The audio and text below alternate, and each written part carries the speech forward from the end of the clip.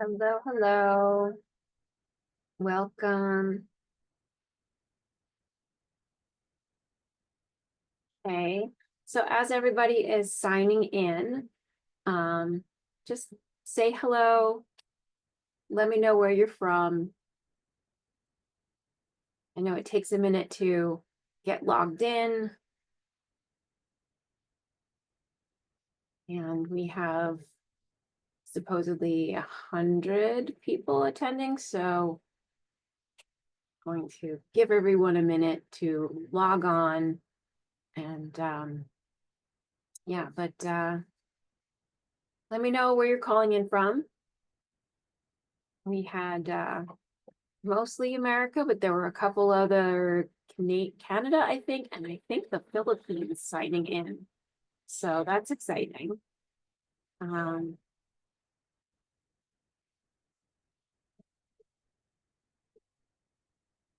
I'm going to give it another minute or two for everyone to really get in.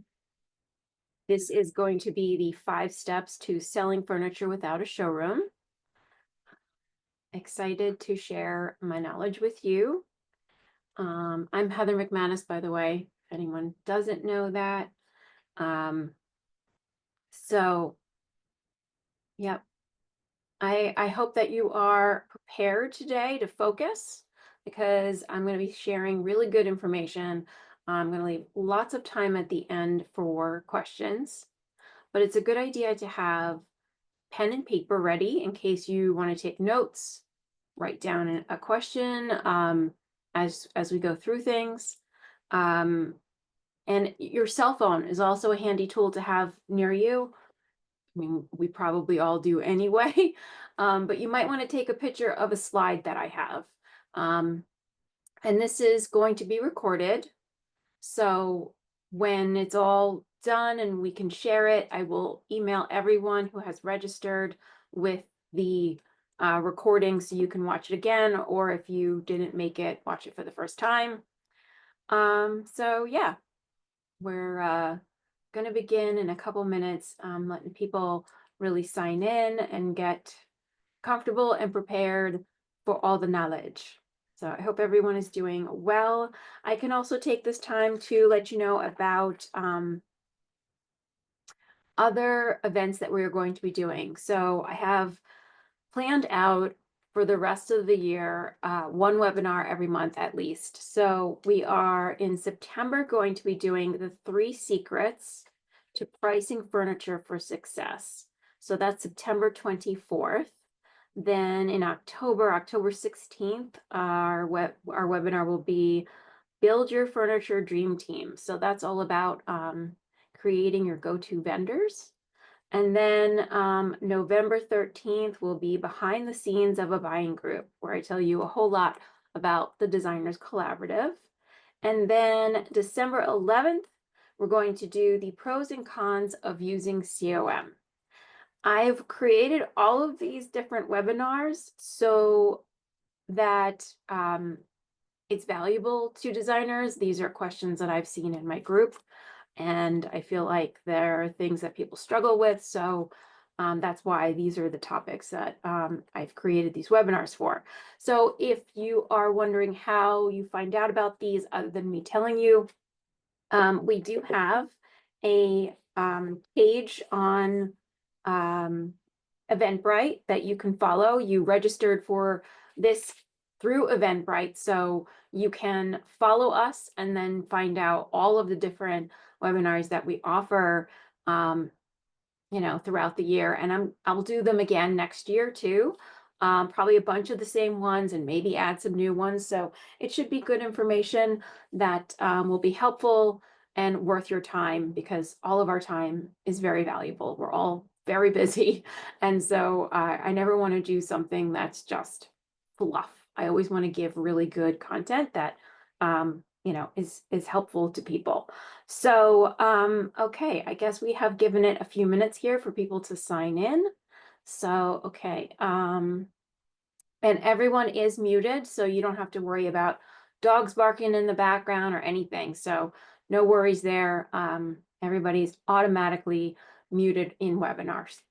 So let me get going and let me see. Okay, so we have people telling me where they're from. Thank you. Okay, so we have Minnesota, Dallas, Georgia, Denver, San Francisco. So that's great. Love all those places. So let's go to share my screen and get started. Okay. So here we are. The 5 steps to selling furniture without a showroom, presented by the Designers Collaborative. What you will learn. You don't need a showroom to sell furniture confidently. Today, I will teach you persuasive and practical tools, techniques to win clients without a sit and feel experience. When you can sell furniture without a showroom, your revenue will increase with ease. You do not need a brick and mortar space. About Heather McManus. So after I graduated with my BFA from Pratt Institute, I gradually learned my way through the interior design industry. I worked for a workroom treatment, a window treatment and upholstery workroom at furniture stores. And then before starting my own interior design firm, Artistry Interiors, I've been featured in local and national magazines, starred on TV's House Smarts, and been a guest on several podcasts, including A Well-Designed Business. I also wrote and published a book called Love Where You Live, Dream Homes Made Real. It is available on Amazon. But the accomplishment I am most proud of is being the founder and CEO of the Designers Collaborative. I created TDC, TDC is how we say it for short, because I needed it for myself after losing an ideal client who internet shopped me. And I love helping interior designers flourish with creative freedom and amazing profits. And then I have a quote here that I absolutely love. And I hear these kind of things all the time. So I really value being in this group. It truthfully has been the only way I have been able to be profitable in this industry. I am incredibly grateful. That was Kayla of Interiors by Kay. A little bit about TDC. The Designers Collaborative gives members the creative freedom to source from hundreds of top vendors at the best price tier, so they make the most profit on every order they place. We pool sales together to meet minimums with tons of your favorite brands. It's the best way to beat the internet.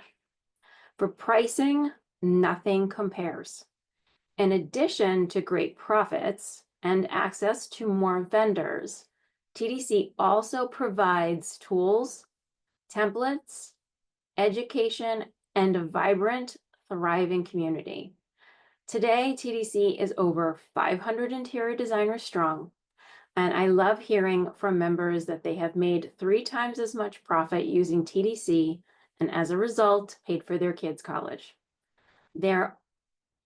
We are not here to make money off of you. We are here to help you make money. So join what has been called the best investment for your interior design business today.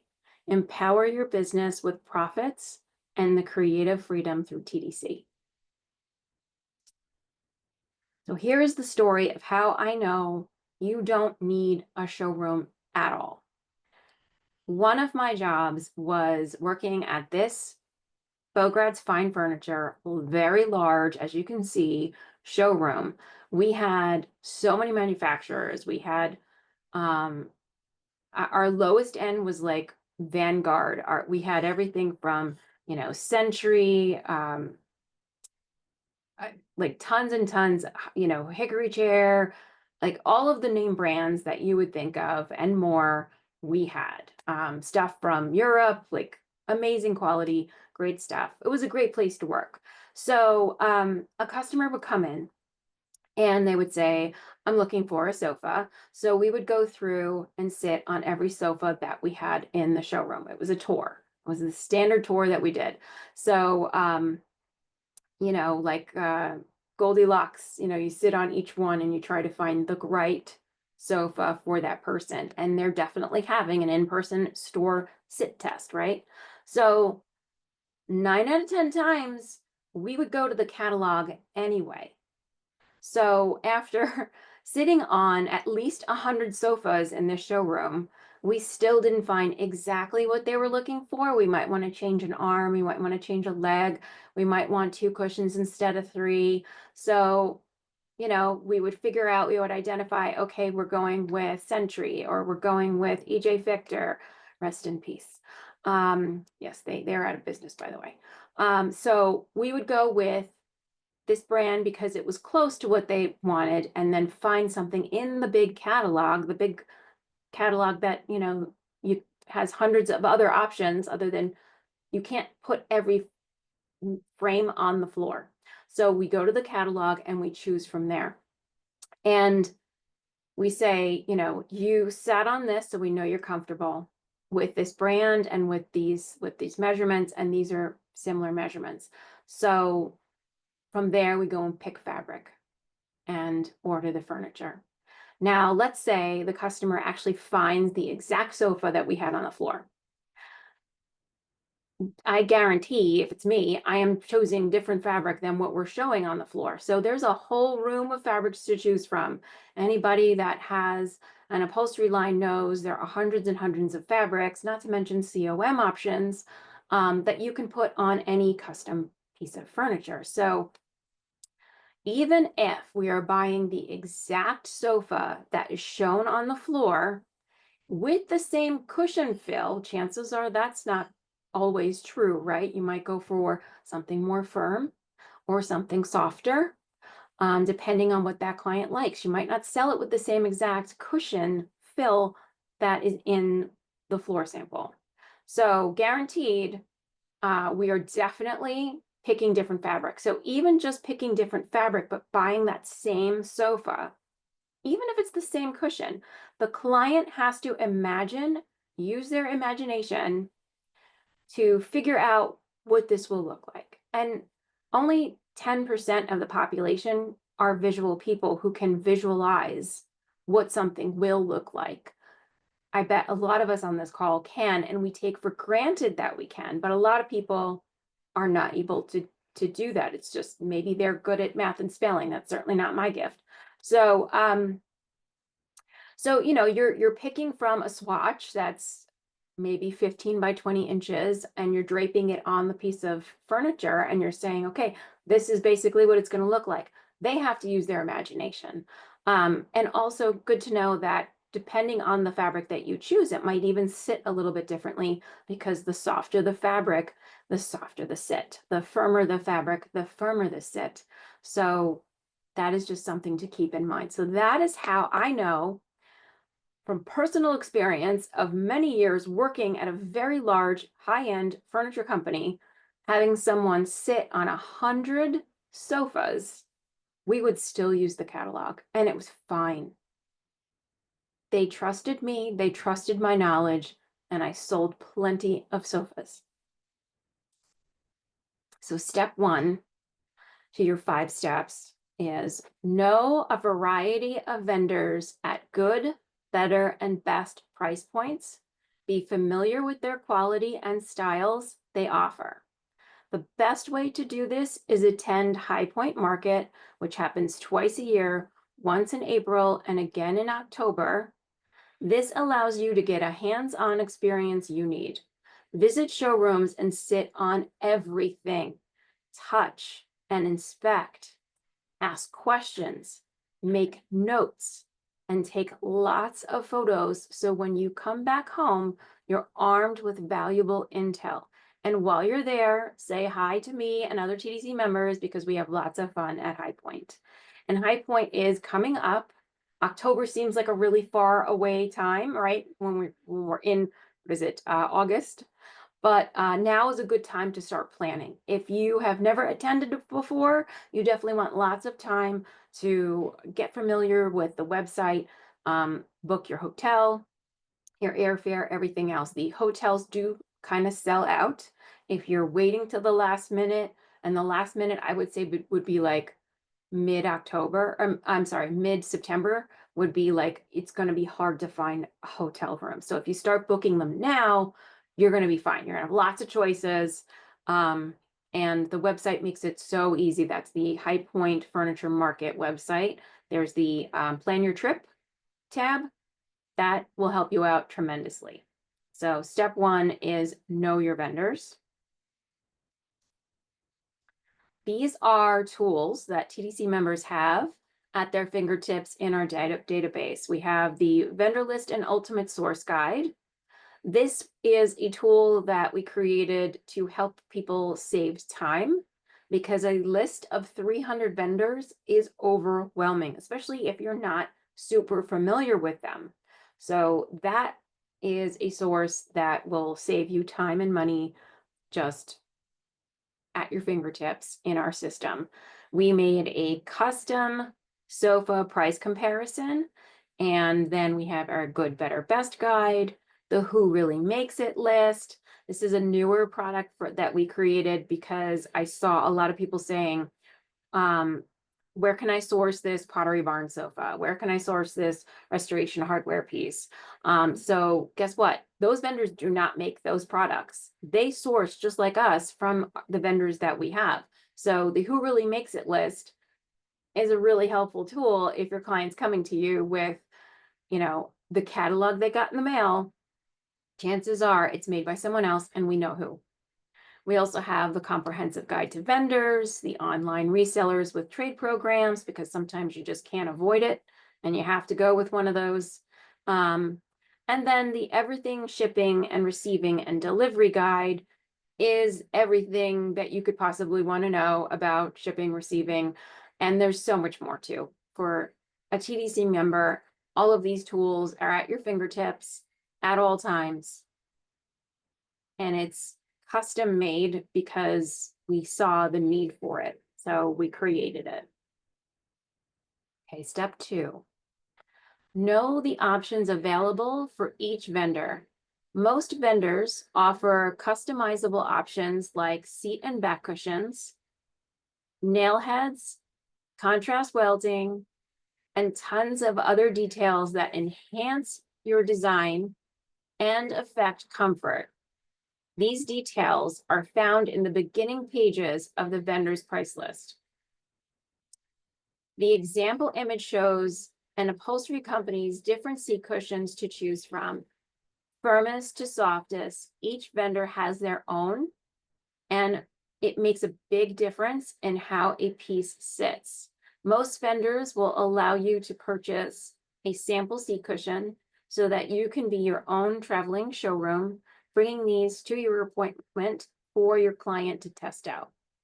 Also, some designers make their home a showroom space that clients can visit. And in this image, you can see there's a great little photo of all of the materials that make up the inside of that cushion, plus the description to go along with it. So you're really getting a sense of what that's going to feel like. But obviously going to High Point or another showroom to test these different types out is the best way to do it. And you can always ask your sales reps if you still wonder, my client likes a firm. Do we think the Comfort Crown firm is the best choice here? Or should I just go with the Comfort Crown? Or, whichever way they go. They might want super plush and you may have questions about that. But it really breaks it down for you and gives you a lot of information. This page came from the catalog. But in the price book, in those beginning pages, you're going to find all of this really important information as well. Okay, here are some good to know upholstery facts. How upholstery is constructed is a huge part of how it sits. And these are some basic rules. There are tons, and we don't have time for that. But you can learn more by taking Rochelle Poulet's Upholstery Uncovered class, and that is her website. Probably some of you have already taken it. It is very good. I know a ton about upholstery, and I learned stuff taking her class. So a chair will have more support than a sofa because there's a shorter distance from arm to arm. And the middle seat of a sofa will be the softest, while the seats by the arms will sit more firmly because there's more structure underneath. So at High Point, when you're going around testing out those seat cushion options and trying to feel which one you think is the most comfortable, which one your clients might like, when you sit on a chair, it will sit differently than when you sit on a sofa with the same exact cushion, because there's just a lot more wood and springs and other things in a tight area rather than spread out over a sofa. So that's why the middle seat of a sofa is going to sit the softest, while by the arm is going to be a little bit more firm because of the structure. Okay, then a bench seat cushion will wear more and have quote unquote comfort wrinkles where you sit. And in case you don't know, a bench seat cushion is the one big long cushion. That's the bench seat. They are very popular right now because it's a nice clean look, instead of having 3 cushions or 2 cushions on a sofa or a sectional. It's one big bench seat cushion, but you need to keep in mind those quote unquote comfort wrinkles are going to happen. And we are all creatures of habit. We sit in the same spot over and over and again. So you're only going to be able to flip and turn that cushion so many times. Okay, then I already said this, but we'll go through it again because it's important. Fabric will affect how soft a sofa sits. The softer the fabric, the softer the sit. And leather is the most firm because it doesn't have a whole lot of give. And it's really surprising how true this is if you go again through a High Point showroom and they have a lighterly woven chenille soft fuzzy kind of fabric. You sit on that sofa and then you sit on something that's maybe a cotton duct fabric. It has so much more structure, that cotton duct, that it sits so differently. It could be the same exact sofa, the same exact cushion, and it will still sit differently depending on the fabric that you have chosen. Step 3, spend money building sales tools for your library. Vendors sell samples of fabric, wood finishes, and trims for a small cost that will allow you to sell their products more easily. When you identify a vendor you like, it's worth purchasing these sales tools. I also have some show and tell after we get done with all the slideshows to show you some things. Also, upholstery manufacturers usually send small samples, roughly 3 inches by 3 inches in size, for free. They don't mind mailing up to 20 samples at a time. This is another way you can build a library to make sourcing faster and easier when you have these tools on hand in your office. Step 4. Know your measurements and ask questions about what the client likes and is used to, so you meet their expectations. When it comes to upholstery, the best way to gauge your client's needs is to start by asking where they shopped before and what brand, if any, they prefer so far. This gives you a starting point for narrowing down to know what price point and general quality level they're used to.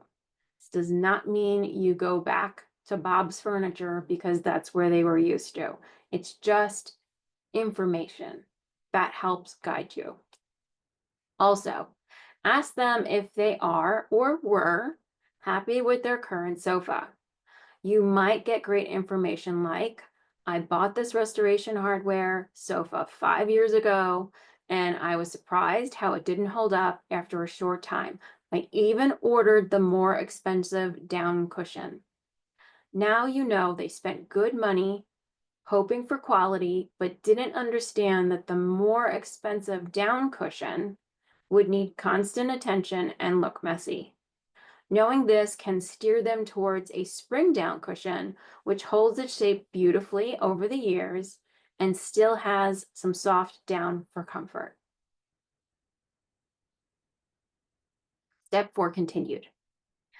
So your floor plan will determine the size of the piece you need, but the inside depth is key to their comfort. Their current sofa will give you a starting point for the depth that they like, or maybe just what they're used to. Be the investigator. Ask them questions and gather valuable intel. Whether they loved their sofa or hated it from day one, those answers and the measurements of their current couch will guide you towards their next purchase. So the outside measurements are from arm to arm or back to front. That's the outside measurements. That's what we use when we're doing a floor plan.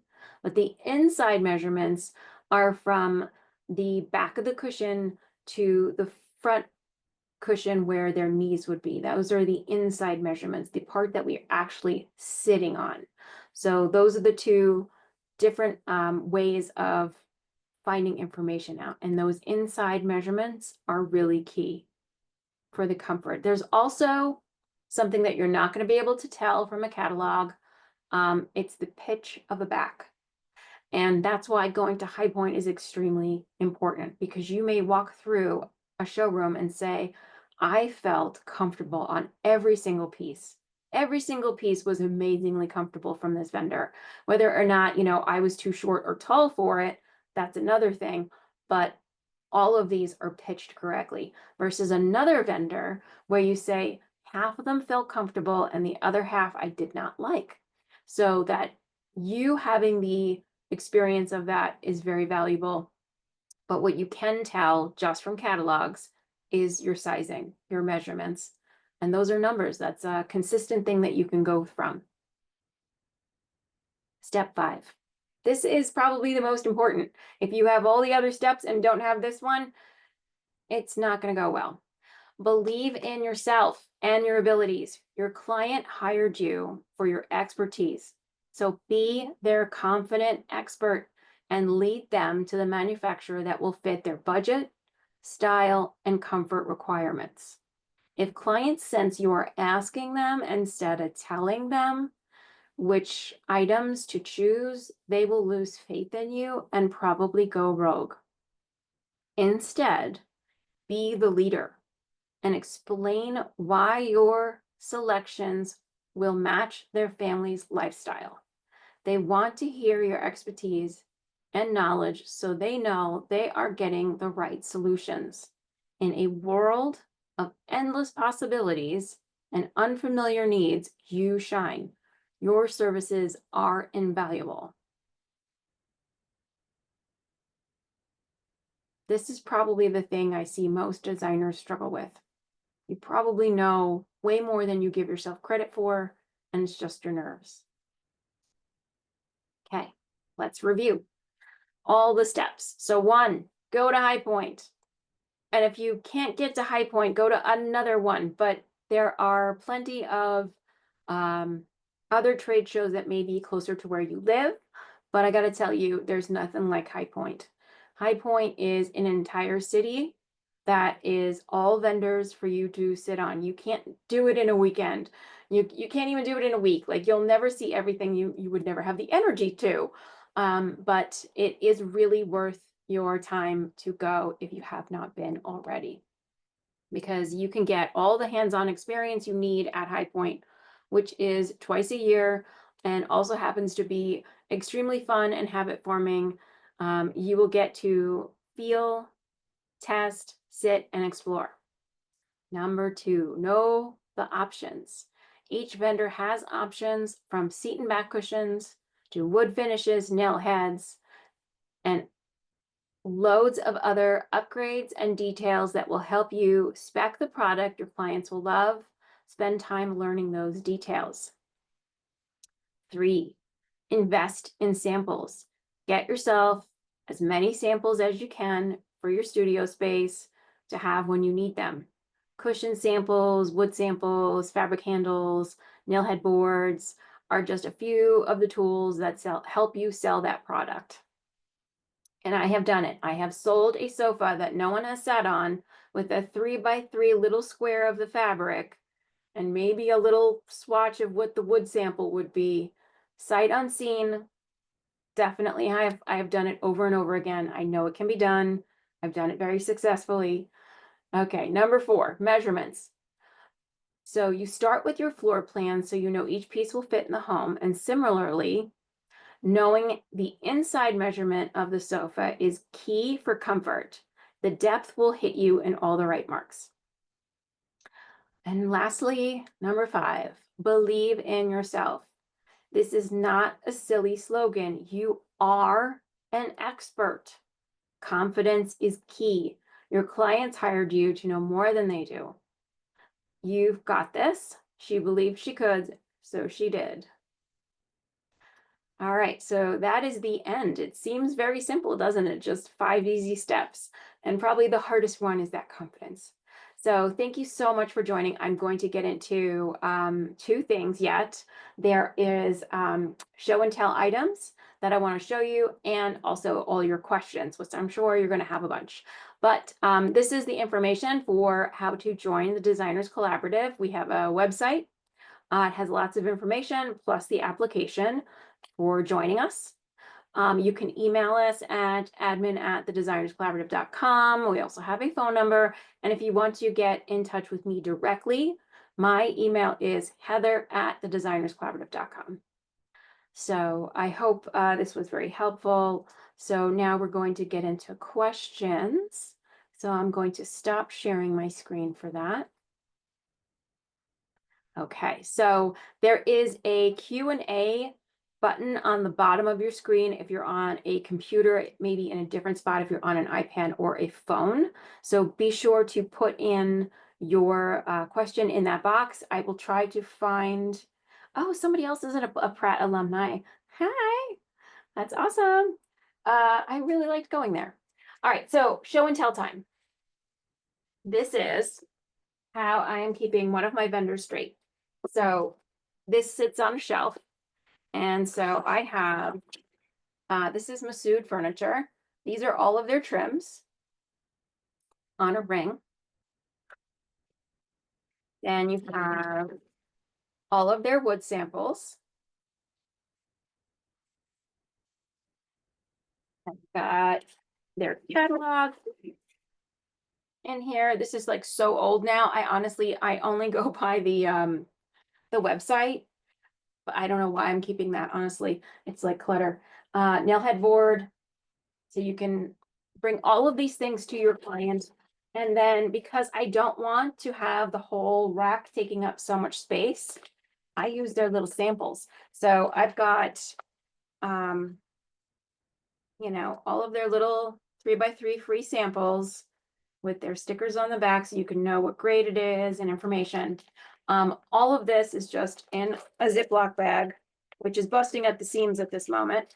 I need to upgrade to a bigger one. So that is how I keep myself organized. And these tools, literally, I can sell a sofa, showing them this, showing them a photo of the sofa. They've never sat on it, and I'm selling it because I know my stuff. I went to High Point. I sat on it. I know it's good. So that's part of how it's done. And then I have a Barbie little sofa to show you. All right. So when we're dealing with measurements, right? Because some of this is visual and it's hard to do that in a slide. So get this out of the way. And so the important measurement. So for the floor plan, we know arm to arm, that's going to fit in the space.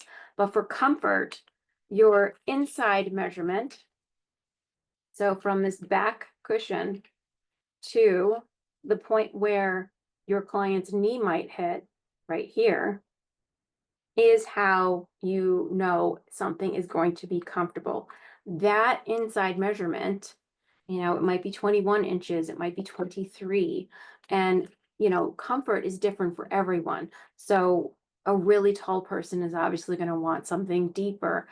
And going by the sofa that they already have is how you're going to know that. And this is basic information that your clients don't know. Your clients don't know about inside measurements. So it's important for, being the expert, knowing what you're doing, and specking out what will be good for the next person, because this is what you have to go on. You have to go on what they've already purchased. So it was probably working for them for a bunch of years, and now it's time to redo stuff. So, and if it wasn't working for them, ask them more questions about why. Another thing I'm going to tell you is that when we go into a showroom, we're all polite and we're just going to sit down, like we're going to have tea with the queen, and that's not how we live. So I want you to go through showrooms like you would at home. Experience the furniture the way you would. If it means kicking off your shoes, then do it and get comfortable. Go all slouchy. Like, how would you sit at home? Chances are you're probably putting your feet up in some way. So do that. How comfortable is it? Because that matters. And to watch your client sit on the sofa the way they do, and ask the questions. How does everyone in this space function? How, like, who comes in here to watch TV for a long time? Are you just reading over in the corner in a chair? All of those questions are going to influence how you do your job. And we have to ask all of those questions to really get in their head and give them their best life. So asking the questions, taking measurements of what they have, getting yourself some samples, making sure you have all those sit tests happening at whatever showroom. I really do recommend High Point, obviously, as the best place. Okay, we have one question here, so let me go see what that is. 2 questions, good, keep them coming. We have lots of time. I probably talked too fast. I'm from New York, I'm sorry. Okay, so Jess says, how have you measured how much seat compresses? Okay, I see. So when I'm measuring, no one is sitting there. It's true that when you sit down, the cushion is gonna go down a little bit. So, yeah, but it's really not going to affect the depth very much. It's gonna affect the pressure of going down. And actually, let's talk about that a little bit. So in Rochelle's class, she's a good friend, and her class is amazing. You learn a ton that I can't just teach you in this kind of a thing. So I really do recommend her upholstery class. She has a Facebook group that you can belong to for free, and you can start to get a feel for it. But I do recommend taking her class. It's not expensive. You can take it, like go through the modules in your own pace. But anyway, there are different ways of doing springs. So you might have a sinuous coil. You might have 8-way hand tied. You might have a drop-in system, and it's calling itself 8-way hand tied because it was at some point like that. And then they drop it in. It's not as good, but there are like marketing ways that they can get around doing stuff like that.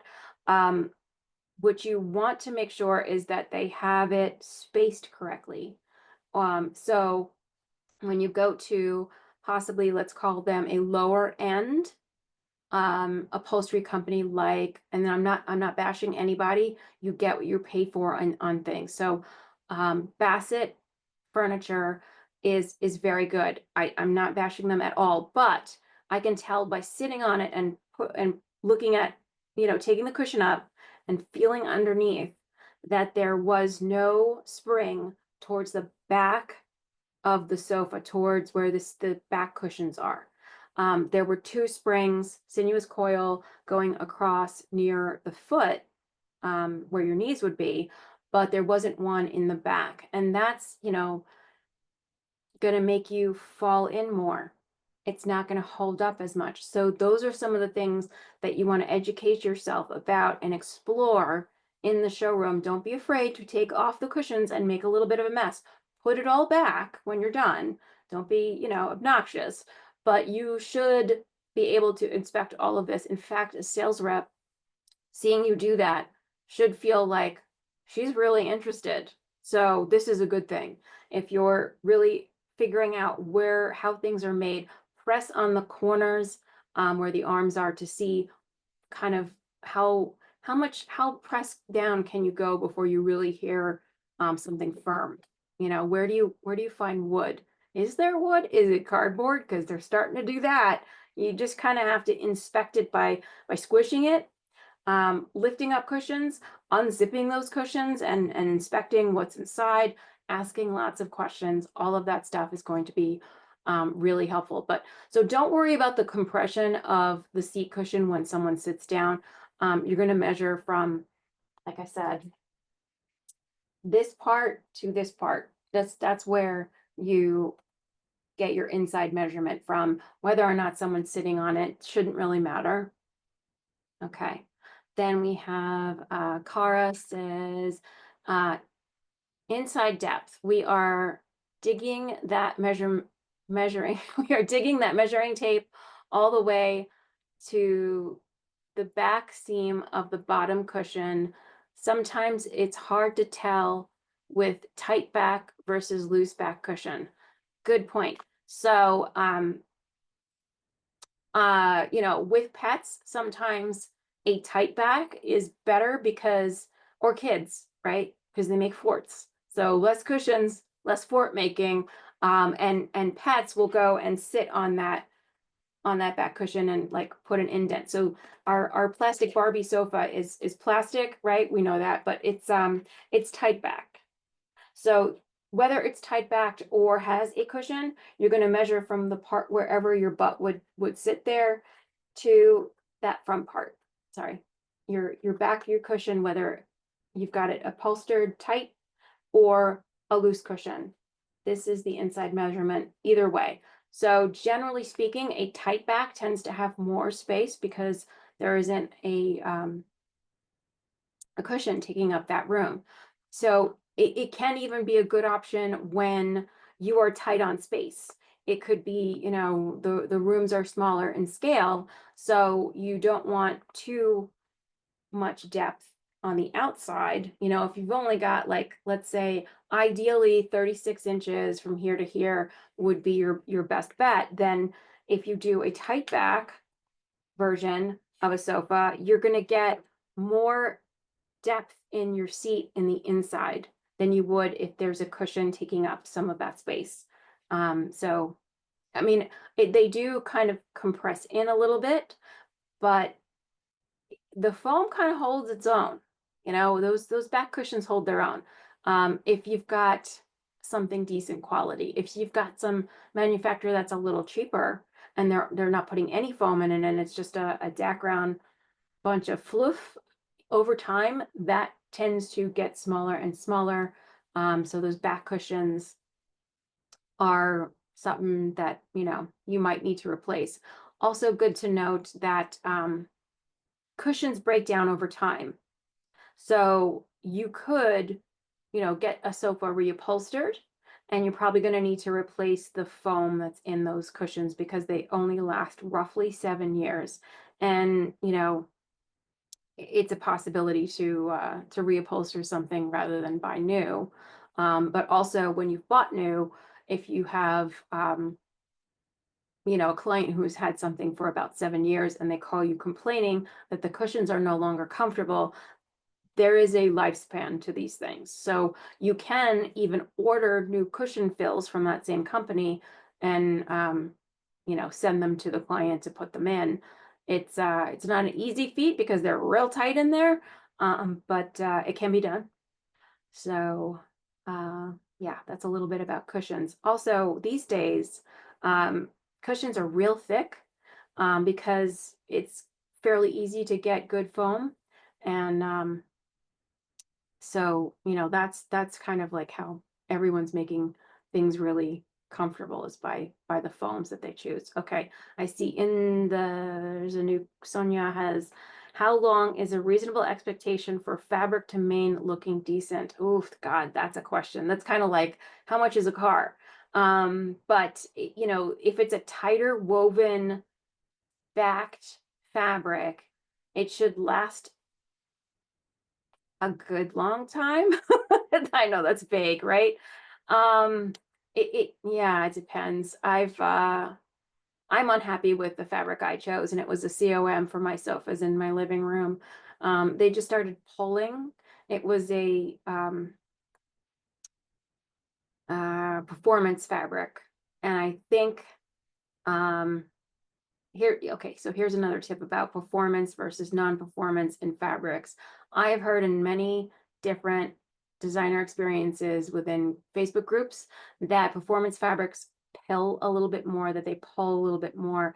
It's my theory, and it's an uneducated theory here. I don't know this for sure, but it seems like if you've coated something with something that's going to be resistant to stains, that it may be slippier, maybe just a little movie. So they pull a little bit more, is my theory on that. Versus you can buy any old fabric non-performance and have a stain protection applied to it, giving you then the freedom to buy any of the fabrics that you want, and maybe they're not as slippy. But I don't know how to answer the reasonable expectation on fabric looking decent, because then also somebody else's decent, maybe some, it may not be accurate to other people. But the performance fabrics, I'm not, they're huge. Like everybody's like, I only want performance, but I kind of have to, like, I'm personally shying against performance fabrics these days. But yeah, okay, so one of the tests you can do, and I have little samples, is to see if something is a strong fabric, is to pull in direction. See, there's no give here. I'm pulling as hard as I can, and those threads aren't moving much. And if I pull in this direction, also not moving much. So this is a very tight weave. This is the back of the fabric. It's got like a coating that's thin, and it feels like maybe it's a glue material or something that's keeping all these fibers in place. Plus, it was woven really tightly. This is also, okay, so then here's another example. Now, see how much this is changing? Like this is a real movie one. That's less strong. And there's also no backing. There's no, I don't feel any coating on the back of that. So if you have little samples, do the stretch test, right? See, if you pull it this way, of course it's going to go like that because it's weft and whatever. So, but even pulling this way, it's like, it's going all wonky. So this is great for a pillow. This might be great for a chair that, only gets sat on once in a while. But to do the whole sofa, it may not hold up. So that's one of the things I can tell you about picking the right fabric. It's hard. It's hard. There's a lot to know. That is one of the secrets. Okay, I see we have a few more questions. Okay, so I've been using Temple Parker Southern. That's a brother and sister company, but they named it different. So it's Temple and then Parker Southern, the other company. But I don't really have room for the rack of cushions to try out the different firmnesses. Any suggestions on educating without that? Yeah, I think that the like that page that I used in the example, that's probably in their price book or their catalog. Um, when you and also, okay, so your clients don't care. They want to know that it's comfortable. We tend to over-educate, and they're like, can't you just sell me a sofa? So I've learned that they don't want to know all the things. Like we think they want to know all of the things to feel comfortable, but they kind of don't. They just want you to say, dude, this is the best one for you. So I get that you want to educate them a lot. So showing them that one page where you can say, okay, so this is really firm, this is softer, this is the one that I like because no, right? And then so about the cushions. And if you really do feel like educating them, you can show them that and say, this is the one that I would choose from you, and then avoid, carrying a heavy cushion and storing the heavy cushion. So that's certainly one way to do it. And they don't want to know how the sausage is made. They just want to enjoy the sausage. Okay, so Jess says, would you say anything about rayon will get a fine haze? Yeah, okay, so there's another person that I would say has amazing classes all about fabric, since we're now getting some fabric questions. Deb Barrett. She has great classes on window treatments and fabrics. So she can educate you and speak to this. So a rayon is a man-made fabric, and so it's in the polyester realm of things. I don't know how it different from polyester to rayon, like what are the differences? But they do pill, like a polyester and polyester, that's gonna just pill up the more you sit on it. Um, I don't know about a fine haze, that could be something that happens. I don't know, but if you take Deb Barrett's classes, she can you can ask her all the questions and she will have answers for you. My knowledge is maybe not that great on fabrics. Okay, then another question is, um, it's all in the weave. Yep.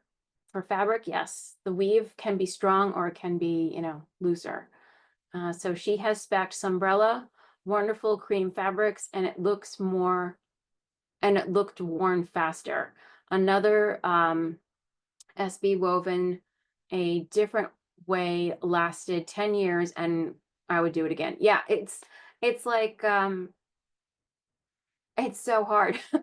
The only the best way I can do it is to give you that test again where okay, here's another one. So, I mean like velvets wear like iron and are usually pretty stain protected. Like this, I'm going to pull and I'm going to pull and it has a little more give this direction than this direction. This direction's really not pulling at all. There is definitely some kind of backing on here. It doesn't feel anywhere near as soft as this. This is like a scratchy coating of some kind.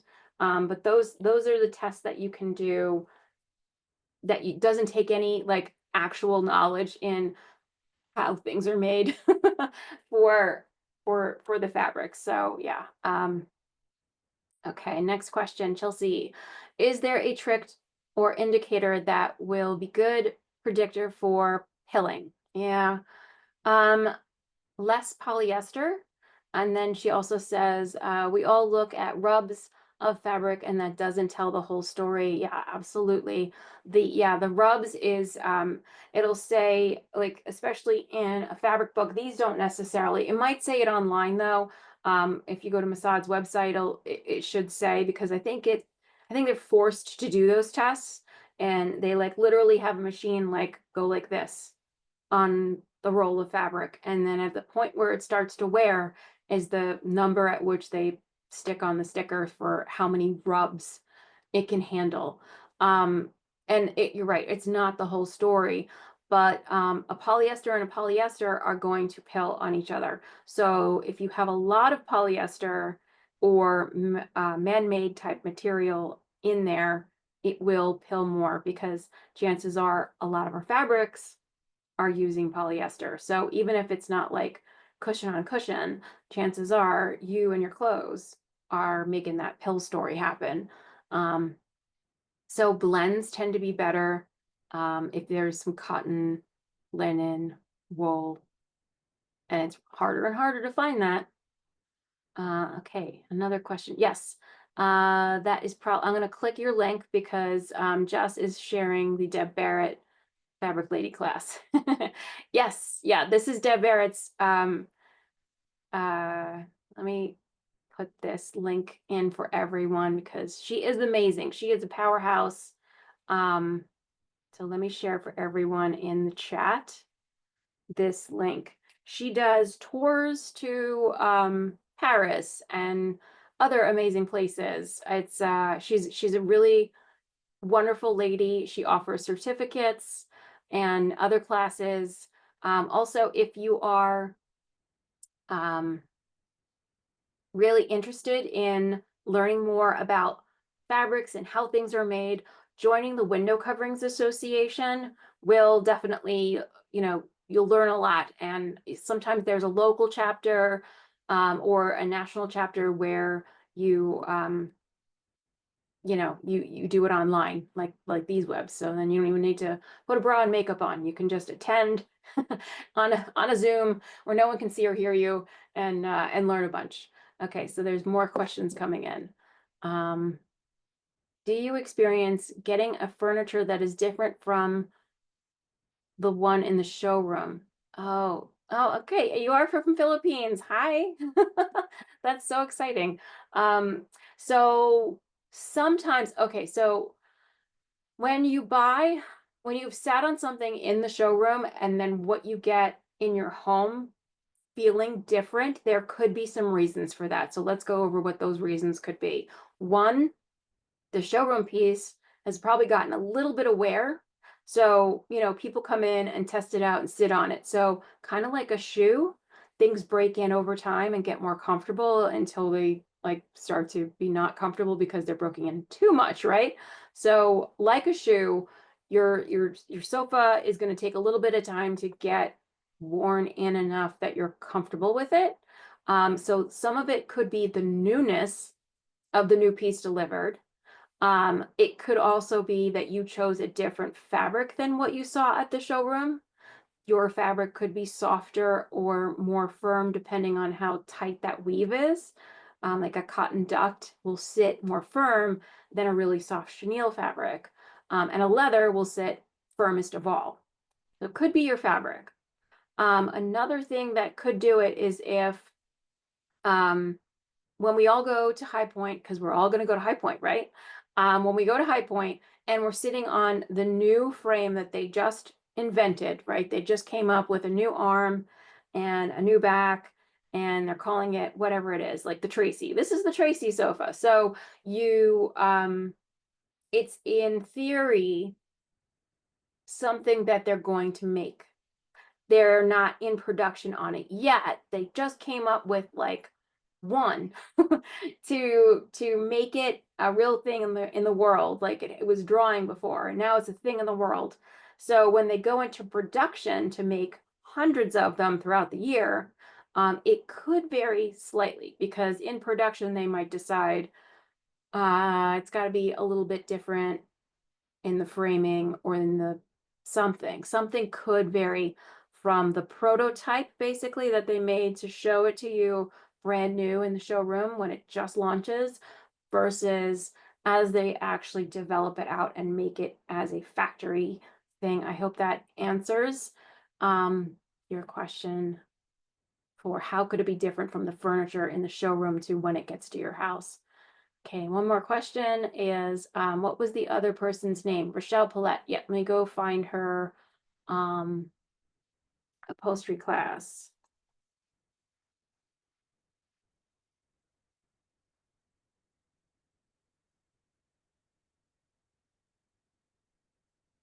Called Upholstery Uncovered. And I'm going to put this link in the chat for everyone. These classes are worth your money and your time. They really are very helpful because there's just so much to know. It's kind of overwhelming.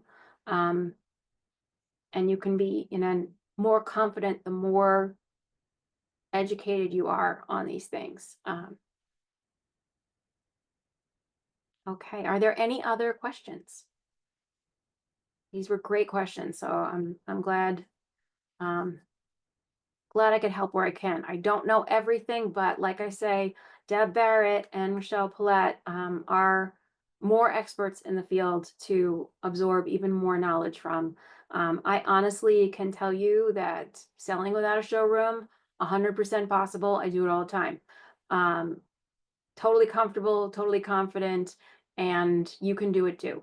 So don't be afraid. And I hope to see you at High Point. I want everyone to say hello to me when they see me walking around. I try and wear like outrageous things that I don't wear in normal life because it's High Point and it's like a fashion show. So hopefully you spot me in a crowd and say hello. Okay. Any other questions? All right. Oh, I see one. Okay. Um, another site that's great. No, that's a different, Jess, the one that you sent is a different one. In the chat, I did put her, it's www.rlpininteriors.com. That's the website for Rochelle for her upholstery class. I don't know who this Rochelle is. Slightly different spelling on her last name. I'm probably pronouncing Rochelle's last name wrong. But she's a good friend and has taught me something, which is saying a lot because I worked for workrooms where, we did reupholstery upstairs and window treatments and all that stuff. So you saw it stripped down to the naked bones and built back up again. So if I learned a lot from that class, you can learn a ton of that from that class and do it at your own time. Yeah, you're welcome, everybody. Okay. So good. You got those links. I will, you know what? I'll put them in the email that I send out for everyone too. So I will have links to how to join the Designers Collaborative. I'll have the links to the classes that I've mentioned, along with the recording when this is all done and we've got it all uploaded and downloaded and all the things. So thank you everybody for being here. Yeah. So enjoy the rest of your day. Have a great week. And yeah, I hope to see you at another webinar soon. We've got good ones coming up. Okay. Oh, wait, somebody else says, Catherine says, thank you. If you cannot get to High Point, where else can you go to find brands that are not high-end brands like Century and Hickory Chair? Good question. So there's Las Vegas Market, there's Atlanta Market. Those don't really carry upholstery companies. They're more some case goods and a lot of accessories, mirrors, things like that. High Point is kind of like the place, unless you go to your local design and decorating centers. So a design center near you would also have tons of options. So I'm near New York. There's a whole skyrise of options to choose from to go wander around the floors and see all the different vendors. There are ones in probably driving distance from everyone. There's probably a major showroom near you where you can go and test everything out. If you're going to go and test everything out there, you really do need to buy it from them because you've used someone's time. So order it from them if you are using that showroom. But there are lots of design centers, spread out throughout the countries that you can go and test things out. Some of them are major in major cities. Some of them are a little smaller, out in the burbs of those cities. So it may be a couple hours from you, but it might be worth doing to get your test sit, to know for yourself which brands you like at which price point, and then to have your good, better, best. Because just because right now you don't think Century and Hickory Chair are something your clients would want, you're thinking that that's too high end, but you may wind up with a really nice high-end client someday, and knowing the difference between a Century and a Hickory Chair might be helpful to you. So yeah, I would say check out, like, Google it. Design center near me will probably bring something up that's in a driving distance from you. It may be an hour, but you know what? Take a day and go enjoy and have fun, right? Make it a whole thing. Okay. All right. Last time. Any questions? Any more questions? Keep them coming if you want. It's okay.